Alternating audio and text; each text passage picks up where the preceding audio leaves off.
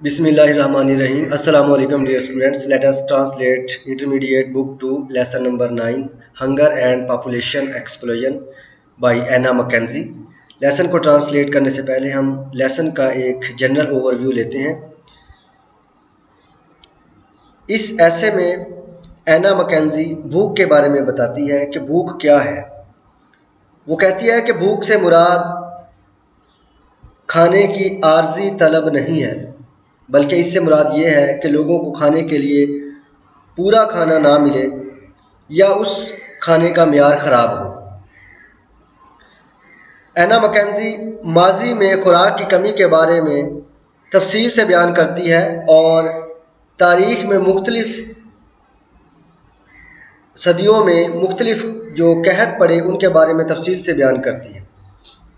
وہ کہتی ہے کہ زمانہ قدیم سے ہی لوگ مختلف اوقات میں قحط کا شکار ہوتے رہے، جس سے لاکھوں لوگ مر گئے. خراب موسم کی وجہ سے جب انسان کو شکار نہیں ملتا تھا، جب انسان جنگلوں میں رہتا تھا تو وہ فاقوں کا شکار ہو جاتا تھا. خاص طور پر سردیوں کے موسم میں انسان کا زیادہ تر انحصار شکار پر ہی ہوتا تھا یا جنگل میں قدرتی اگنے والے پھلوں پر ہوتا تھا، تو سردیوں کے موسم میں اسے خوراک کی قلت کا سامنا کرنا پڑتا تھا. اینا مکینزی کہتی ہے کہ قحط کا سب سے پہلا ذکر ایک فرعون کے زمانے میں ملتا ہے، جب فرعون نے کندہ کر کے ایک تختی پر لکھا کہ اس کے زمانے میں قحط پڑ گیا ہے اور ہر چیز تباہ و برباد ہو گئی ہے. پھر حضرت مسیح علیہ السلام کی پیدائش سے لے کر 18ویں صدی تک یورپ کے زمانے میں 350 بڑے قحط آئے. انجیل میں اور قرآن مجید میں حضرت یوسف علیہ السلام کے زمانے میں آنے والے قحط کا ذکر ہے. یورپ میں ہر 5 سال بعد ایک بڑا قحط پڑا. گزشتہ صدی چین کے ایک قحط میں 95 لاکھ انسان ہلاک ہوئے. اسی طرح روس میں 1922 میں، بنگال میں 1969 اور 1970 میں، اور بھارت میں 1964-65 میں بہت بڑے بڑے قحط پڑے، جس سے لاکھوں انسان ہلاک ہو گئے. قحط کی بہت سی وجوہات ہو سکتی ہیں، مثلا آبادی میں اضافہ، خوراک کی کمی، بارشوں کی کمی، فصل کا خراب ہو جانا، یا زرعی اجناس یا فصلوں کو مختلف بیماریاں لگ جانا.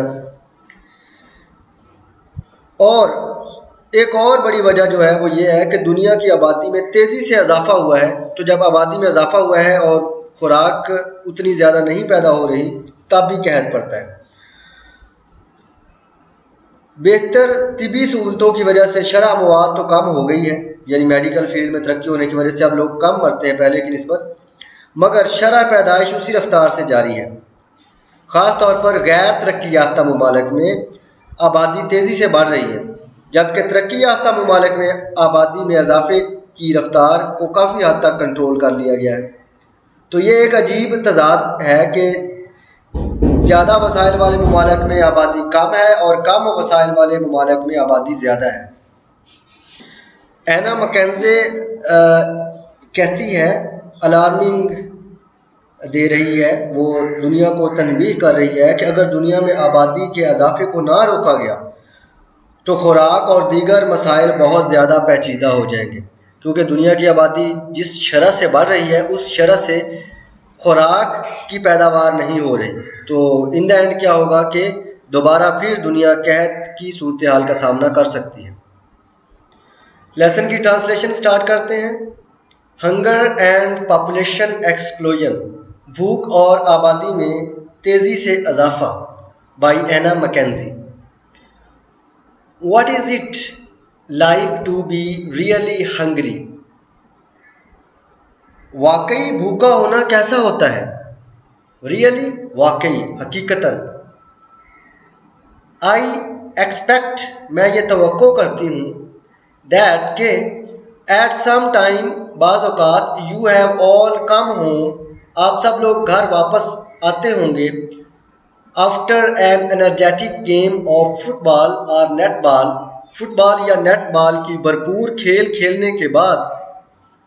انرجیٹک، بھرپور، ایکٹیو، سرگرم.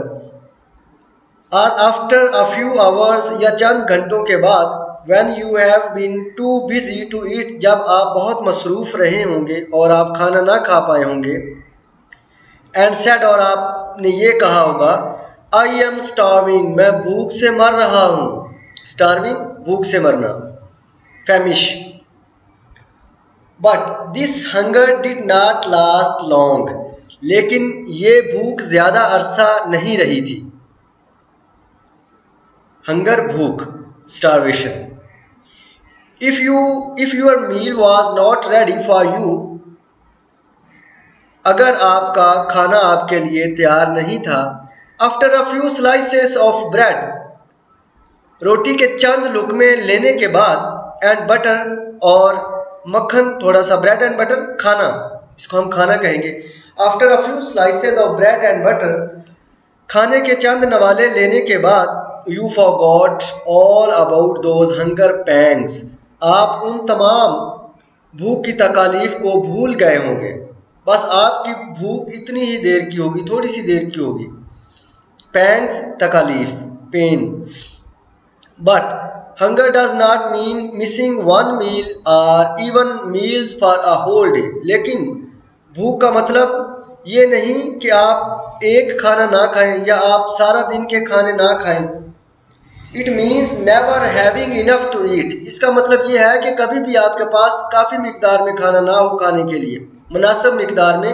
کھانا کھانے کے لیے نہ ہو It means اس کا مطلب یہ ہے when you have had something to eat جب آپ کے پاس کچھ کھانے کے لیے ہو اور آپ وہ کھا لیں at least much again اور اتنا ہی آپ اور کھانا چاہتے ہیں یعنی آپ کو جتنی بھوک ہے اس سے آپ کو آدھا کھانا ملے It also means اس کا یہ بھی مطلب ہے a situation کہ ایسی صورتحال in which you are always wondering جس میں آپ ہمیشہ اس پریشانی میں ہوں wondering پریشانی میں ہوں where the next meal is coming from کہ اب اگلا کھانا یہ کھانا تو کھا لیا ایک وقت کا کھانا کھا لیا اگلے وقت کا کھانا کہاں سے آئے گا or even if there will be a next meal یا پھر یہ کہ کیا اگلے وقت کا کھانا ملے گا بھی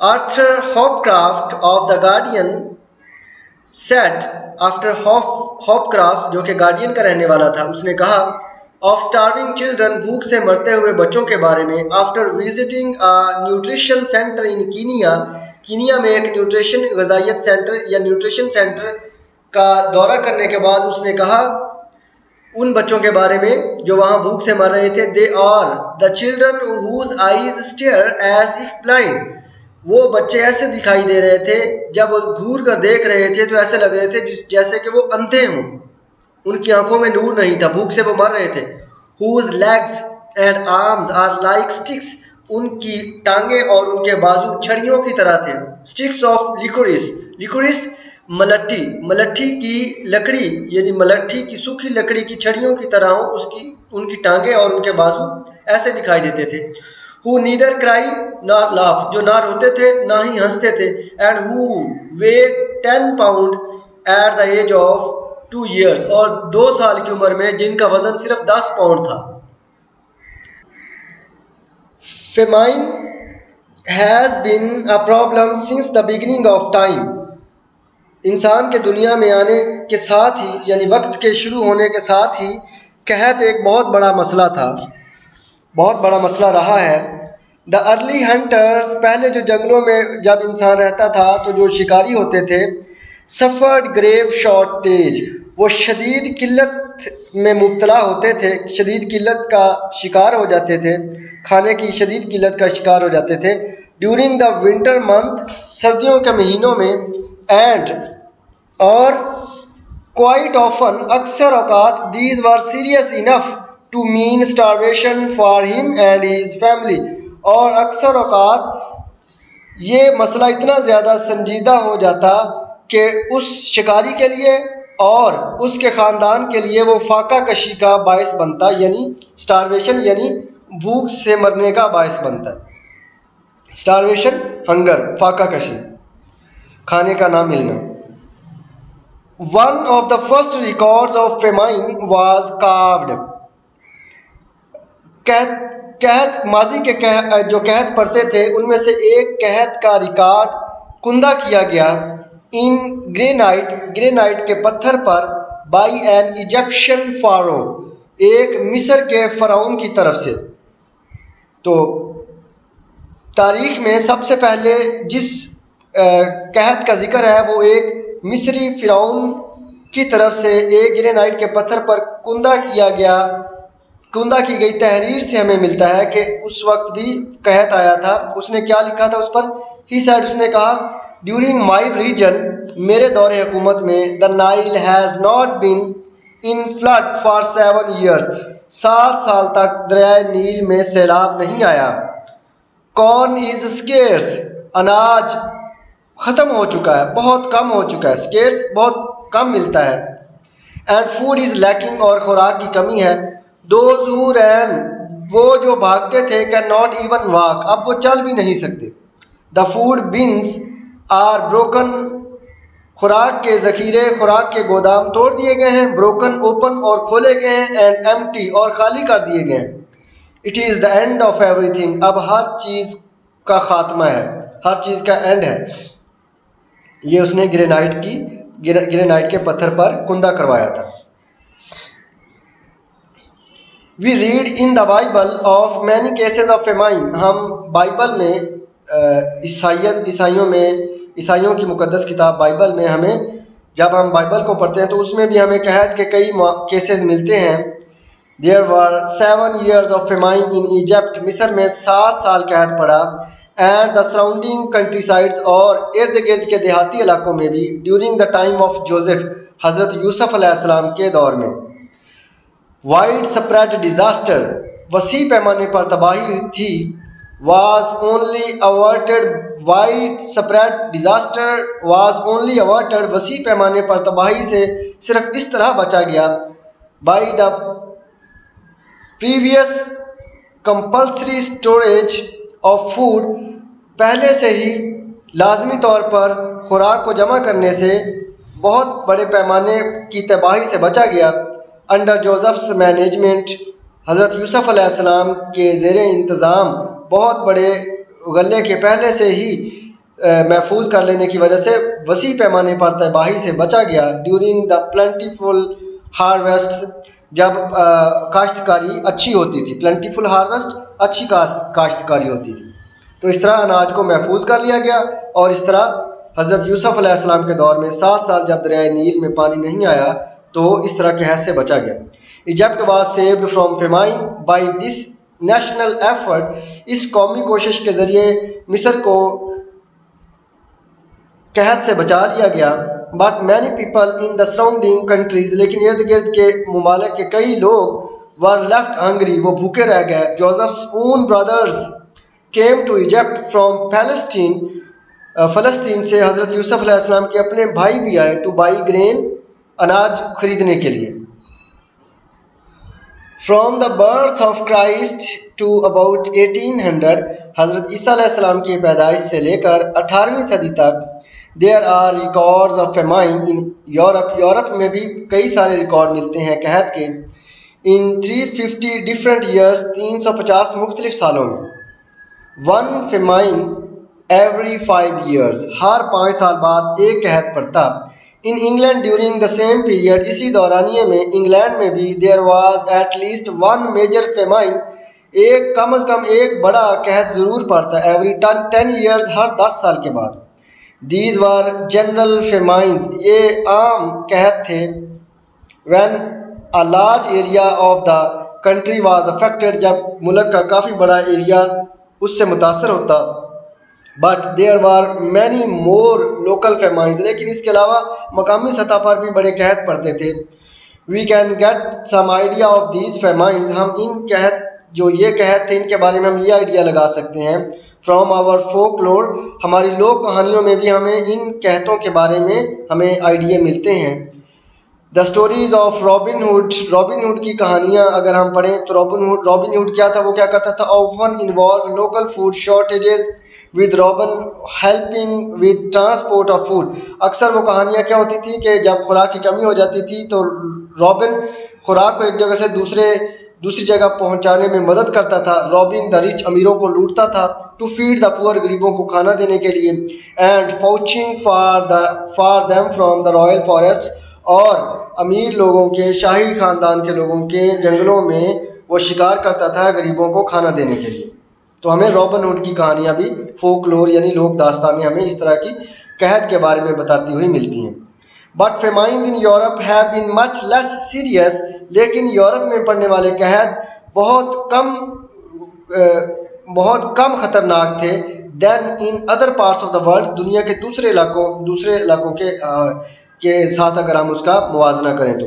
چائنا ہیڈ 90 میجر فیمائنز ان 1 سینچری. چائنا میں ایک صدی میں 90 بڑے قحط پڑے. 9.5 ملین تقریباً 95 لاکھ لوگ پیپل پیرشڈ ان اے سنگل فیمائن. صفحہ ہستی سے ختم ہو گئے. پیرشڈ ہلاک ہو گئے, صفحہ ہستی سے ختم ہو گئے. ان سنگل فیمائن ایک ہی قحط میں وچ swept north China in the last century جو پچھلی صدی میں جنوبی چائنا میں پڑا تھا. دا رشین فیمائن ان 1921-22 1921 سے 1922 میں روس میں پڑنے والے قحط نے کلڈ سیورل ملین پیپل کئی لاکھ لوگوں کو مار دیا. 10 million died in the great فیمائن of Bengal. Bengal کے 1969 to 1970 1969 سے 1970 میں بنگال میں پڑنے والے قحط کی وجہ سے 10 لاکھ لوگ مر گئے. ایز ریسنٹلی ایز ان 1942 1942 میں بھی ابھی موجودہ حال ہی میں ان بامبے 1 ملین سٹاروڈ تقریباً 10 لوگ بھوک سے مرے. سٹاروڈ ڈیتھ بھوک سے مرے. When the rice crop field جب چاول کی فصل ناکام ہو گئی, پیدا نہیں ہوئی. In India in 1964 to 1965 India میں 1964 سے 1965 کے درمیان there was the worst فیمائن of the century. صدی کا سب سے بھیانک قحط پڑا. Owing to the فیلر of the monsoon جو کہ مونسون کی بارشوں کی ناکامی کی وجہ سے ہوا تھا. And many countries give add on a large scale اور بڑے پیمانے پر کئی ممالک نے مدد بھی کی. اینڈ ٹرائی ٹو ہیلپ اور مدد کرنے کی کوشش بھی کی. however تاہم imported food could not solve the problem. باہر سے منگوایا گیا کھانا مسئلے کو حل نہ کر سکا. even if there had been enough availability of ports تاہم بندرگاہوں کی تعداد بھی کافی تھی. could not cope with all ships لیکن وہ ان تمام جہازوں کو بحری جہازوں کے سامان کو نہیں سنبھال سکتی تھی. برنگنگ دا کارگوز جو کہ کارگوز میں یعنی سامان لاد کر لایا جاتا تھا, بندرگاہیں اس سامان کو نہیں سنبھال پاتی تھیں. And transport problems war so great اور نقل و حمل کے مسائل اتنے زیادہ تھے دیٹ کہ the food could not have been distributed کہ کھانا تقسیم نہیں کیا جا سکتا تھا. To many of the isolated and hardest heat area سب سے زیادہ قحط سے متاثرہ علاقوں میں اور دور دراز علاقوں میں کھانا نہیں پہنچایا جا سکتا تھا. آئسولیٹڈ علیحدہ, دور دراز. A year later ایک سال بعد India still faced an even worse threat of famine. ایک سال بعد انڈیا کو اس سے بھی زیادہ خطرناک قحط کا سامنا تھا, قحط کا خطرہ تھا. famine may be caused by many things. کئی وجوہات ہو سکتی ہیں قحط کی کئی ساری وجوہات ہو سکتی ہیں. It may be that there are just too many people for the amount of food available. اس کا یہ بھی مطلب ہو سکتا ہے کہ موجودہ کھانے کو کھانے کے لیے لوگوں کی تعداد بہت زیادہ ہو. It may be that یہ بھی ہو سکتا ہے crops have failed due to disease کہ بیماری کی وجہ سے فصلیں نہ اگی ہوں. Thousands, even millions, ہزاروں حتیٰ کہ لاکھوں will die of starvation بھوک سے لوگ مر سکتے ہیں because of famines caused by lack of rain اگر صرف بارش نہ ہو تو اس کی وجہ سے جو قحط پڑے تو. In fact در حقیقت in the world of today آج کی دنیا میں not only is there not enough food نہ صرف خوراک کافی مقدار میں موجود ہے but each year لیکن ہر سال there are many more people to eat it بلکہ ہر سال اسے کھانے والے لوگوں کی تعداد بھی بڑھ جاتی ہے. The number of people in the world is rapidly increasing دنیا میں لوگوں کی تعداد تیزی سے بڑھ رہی ہے.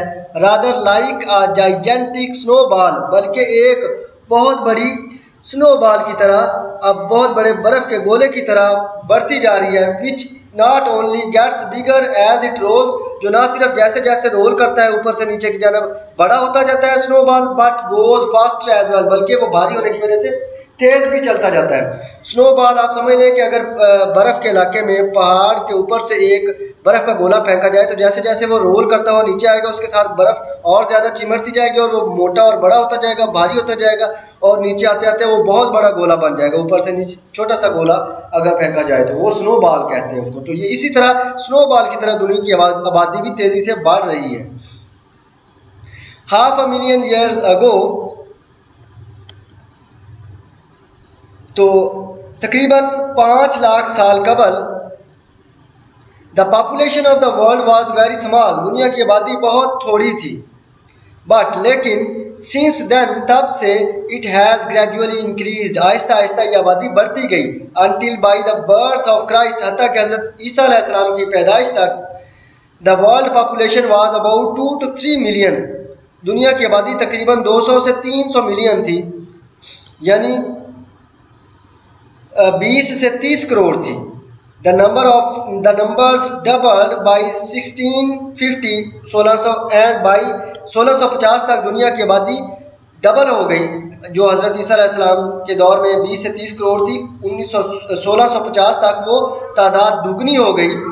and by 1850 اور 1850 تک doubled again to 1000 million، اور دوبارہ بڑھ کر اور زیادہ ہو گئی اور پھر 1 ارب ہو گئی.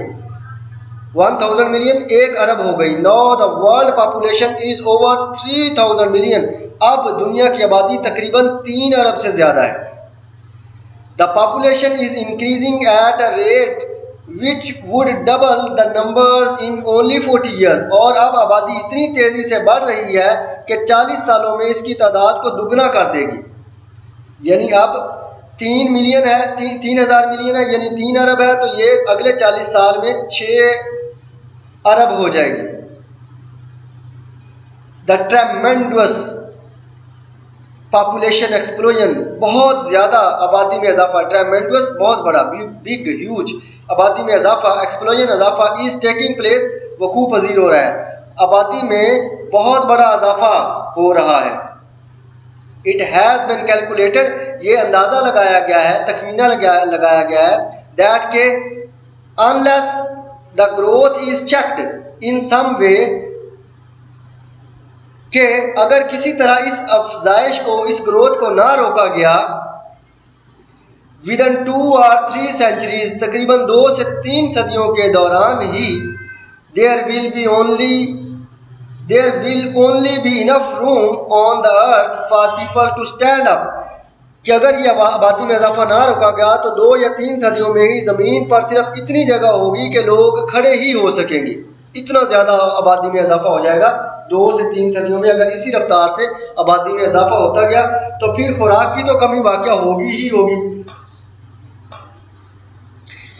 تو ڈیئر اسٹوڈینٹس، انشاءاللہ لیسن کا نیکسٹ ہاف پارٹ ہم نیکسٹ ویڈیو میں ٹرانسلیٹ کریں گے. اپنا خیال رکھیے گا. Have a nice day, stay blessed. اللہ حافظ.